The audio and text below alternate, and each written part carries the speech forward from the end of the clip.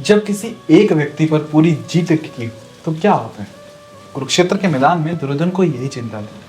आइए समझते हैं श्रीमद् भगवद गीता अध्याय 1 श्लोक क्रमांक 11। अयनेषु च सर्वेषु यथा भागवमस्थिता भीष्मेवाभिरक्षन्तु भवन्तः सर्व एव हि।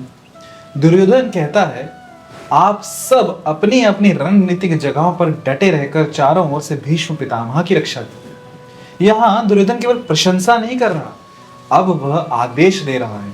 वह जानता था कि उसकी सेना की शक्ति मुख्य रूप से भीष्म पितामह पर निर्भर है, इसलिए वह कहता है सभी योद्धा अपने अपने मोर्चों पर रहकर विशेष रूप से भीष्म की रक्षा करें।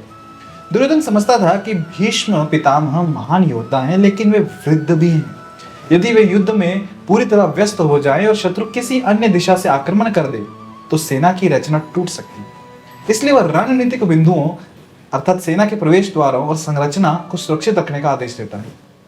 दुर्योधन का विश्वास था कि भीष्म पितामह और द्रोणाचार्य उसका साथ देंगे। क्यों?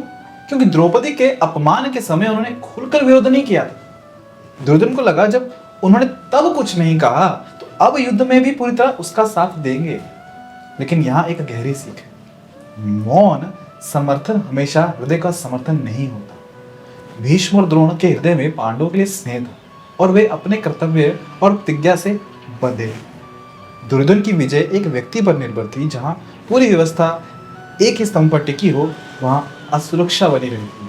पांडवों की शक्ति केवल भीम या अर्जुन नहीं थी, उनकी असली शक्ति थी धर्म और श्री कृष्ण का मार्गदर्शन। श्रीमद् भगवद गीता में सिखाती है कि रणनीति जरूरी है, नेतृत्व आवश्यक है, लेकिन सबसे बड़ी सुरक्षा है सत्य और धर्म। यदि उद्देश्य शुद्ध हो तो रक्षा स्वयं भगवान करते हैं।